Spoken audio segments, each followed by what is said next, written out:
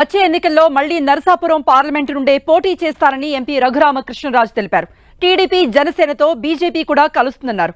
ఇందులో ఒక పార్టీ నుండి బరిలో ఉండటం ఖాయమంటున్నారు. తనపై అనవసరమైన రాజకీయ విమర్శలు చేస్తే ఊరుకోమని, రియాక్షన్ కూడా అలానే ఉంటుందని హెచ్చరిస్తున్న రఘురామకృష్ణరాజుతో మా ప్రతినిధి శ్రీనివాస్ ఫేస్ టు ఫేస్.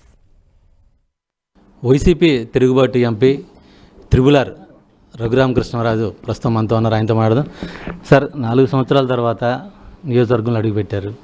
3 రోజుల నుంచి కూడా అందరినీ కలుస్తూ ఉన్నారు.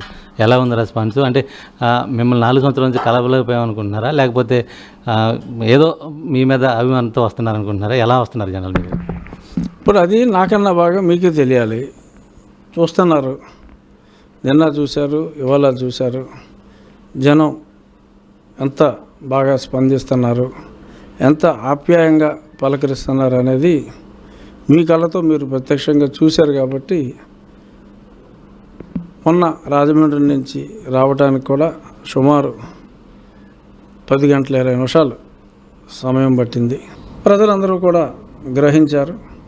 ఒకటి అరా ఎవరికైనా అర్థం కాక ఆ ప్రకటనలే నిజం అనుకుంటే వాటిని కూడా ఈ 2 నెలల్లో అందరి సంశయాలని కూడా స్పష్టంగా క్లారిఫై చేసి అత్యద్భుతమైన విజయాన్ని.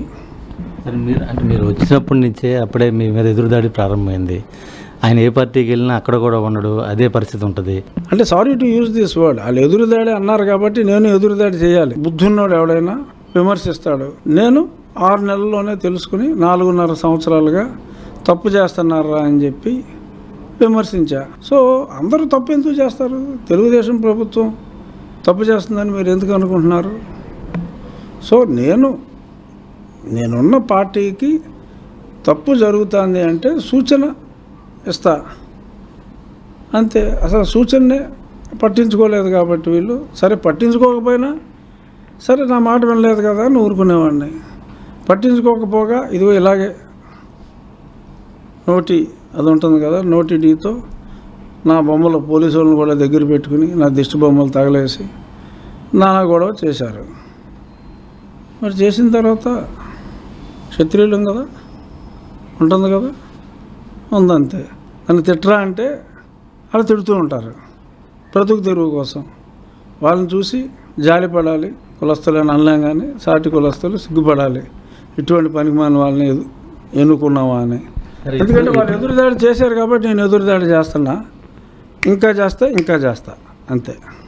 సరే, ఇప్పుడు నరసాపురం నుంచే తిరిగి ఎంపీగా పోటీ చేస్తా అన్నారు.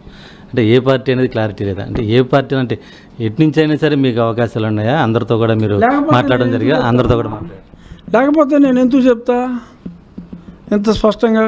తప్పు చేసిన వారిని ఖండించడం తన నైజం, ఎవరు తప్పు చేసినా ఖండిస్తాను. అయితే తనపై విమర్శలు చేస్తే తాను చూస్తూ ఊరుకునేది లేదు, ఎదురుదాడి తప్పక చేస్తానంటున్నారు నరసాపురం ఎంపీ రఘురామరాజు. ఇప్పుడు ప్రసాద్తో శ్రీనివాస్, 10 టీవీ, భీమవరం నుంచి.